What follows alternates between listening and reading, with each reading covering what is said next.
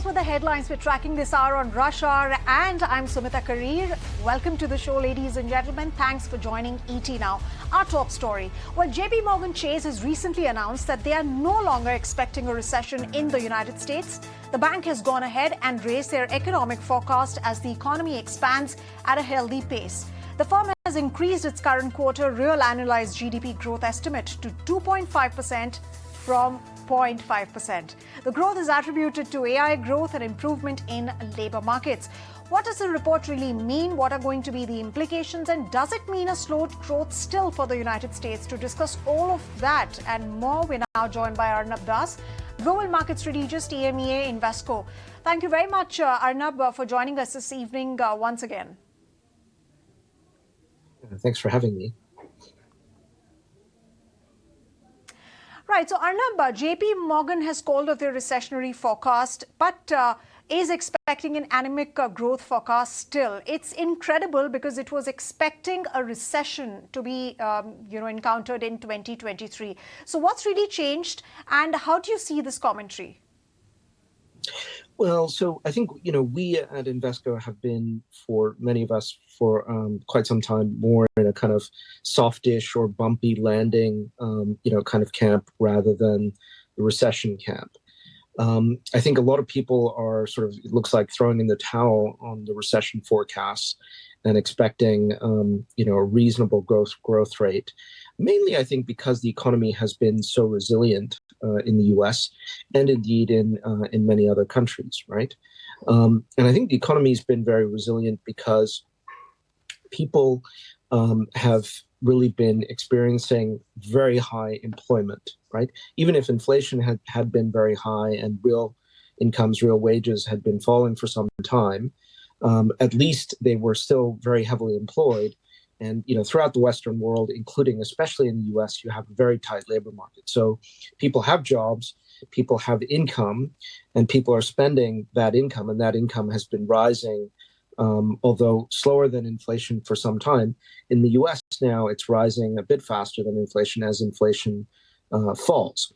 I think it's also a very different kind of economic growth story than the conventional cycle. I think part of the problem is that people are expecting the post-pandemic economy, the wartime economy in some cases, to behave as if it were in a conventional cycle, or at least for the cycle to normalize. And that hasn't happened yet. So we haven't had a credit-fueled growth process, as is usually the case, which is why the Fed tightening and the ECB tightening, the Bank of England tightening, even though it's been quite aggressive, hasn't really slowed the economy very drastically into a recession, right? So the growth is being financed partly by public credit and partly by private incomes growing rather than private credit growing. Right. In fact, the report also points out to the fact that inflation, although that has slowed down, but is still an issue, right? I mean, people are still facing inflation. What will it take to sort of bring down that inflation, within the comfort zone of the central bank? I think it'll take a couple of things. One is time for the monetary policy tightening that has already taken place to flow through and have an impact. It may take 2 more rate hikes. And 3, I think, the economy needs to go through a process of adjusting and sort of re-equilibrating and normalizing. A lot of different things are going on in this cycle. I mean, you were talking about AI and the JPMorgan view about AI.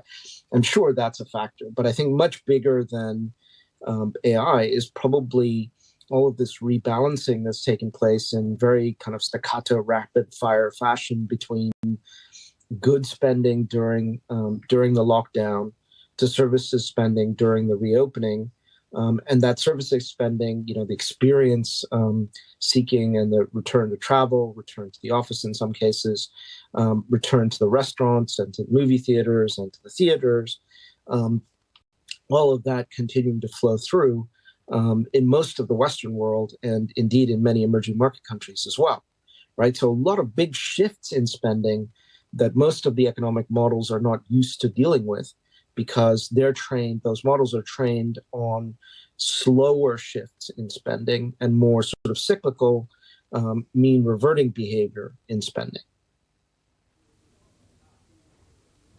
Right. I want to also speak about the fact that even though JPMorgan has revised the growth target from a 0.5% growth to now a 2.5% growth, but that's still slowed growth. What exactly does it really mean for people if we assess a real-term impact on people and jobs? Oh, look, I think the economy is clearly performing much better than people had expected. I think it's partly because, like I said before, that you have a good deal of public credit flowing through the system, right? You have very low unemployment rate on the one hand in the U.S. On the other hand, you have a very big budget deficit, unprecedentedly large budget deficit for such a low unemployment rate. And I think that's because, to some extent, the federal government is still pump priming the American expansion through the Inflation Reduction Act and through various kinds of subsidies that are generating, or at least tax breaks, if not direct subsidies, that are generating a big increase in construction and offsetting some of the tightening that's taken place, right? So I think that's probably good for the expansion. It's good for the labor market. It's good for consumer spending, for household spending, and it'll help hold up business investment. Of course, if they keep tightening very aggressively, which I don't think they'll do, I think we're coming towards the end of the tightening process, but probably there'll be some more tightening to come, not a huge amount more. As that happens, the economy will continue to slow down. Although not drastically, there may be some turbulence along the way, which is why we're sort of talking about a bumpy landing, but not a hard landing, because, in my opinion, the labor market has changed in an important way. I think firms are not eager to let go of labor. I think they're much more minded to hoard labor because labor is scarcer than it used to be, right? People have left the labor force. A number of people lost their lives, sadly, in the pandemic. Many other people have decided either to retire or work less, and or not work at all, and are only very slowly coming back into the labor market. So that should cushion the slowdown and the bumps along the way.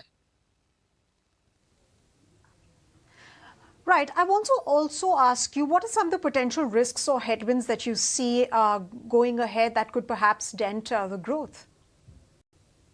Well, look, I think the Fed is capable of overdoing it, right? We know that it's done that in the past, and if inflation does prove to be very sticky, or does reaccelerate like it has here in the U.S., we could see a reacceleration in the inflation rate, which could cause problems, and could cause the Fed to reaccelerate the tightening. And that could be difficult, could be damaging in the financial markets, and could bring about a somewhat harder landing. Right. Arnab, I also want to ask you one final question before we let you go. A lot of economists have, in fact, spoken about, one of the biggest risks to the U.S. economy is the fact that China's relationship with the United States is soured, right? Chinese banks are being seen as competing with U.S. banks. They want the market share. So how prepared is the United States to sort of deal with an aggressive and assertive China? Well, I think both countries have had a challenging, deteriorating relationship. Obviously, that's no secret for some time. Look, I think these issues will have an important effect in certain parts of each economy, right? In the chip sector, for example, or in certain parts of the EV sector, and these are important sectors, and they're going to make a difference. But I think the bigger picture here is that the bulk of the trade between the U.S. and China is in lower value-added stuff than the stuff that's extremely sensitive geopolitically, militarily, from a national security point of view, and in terms of the technological race. And even there hasn't been decoupling, but there's been a reduced reliance of the U.S. on Chinese imports, and a diversion of those imports and the investment associated with them, to some extent at least, to Mexico and to other emerging market countries. So I think that's an ongoing process. It's a slower process. I don't think it'll really cause a major problem in this expansion? I think that question is really much more about monetary policy than this structural geopolitical tension and this structural kind of geopolitical restructuring, reorganization of supply chains. And having said that, I think that is going to happen and is happening, but I don't think it's going to lead to full decoupling, right? I think there's been an effort on both sides, at least to some extent, to put a floor under the relationship. And, I think that, there's a significant amount of interconnection between the two economies, which is not going to go away completely in all but the most extreme scenario, which doesn't seem that likely now that they're trying to put a floor under the relationship. Right. Right. Thank you very much, Arnab, for sharing your perspectives and opinions on JPMorgan's recent report on its sounding upbeat about the assessment of U.S. economy. Remember, that's also coming in after the Bank of America threw in the towel on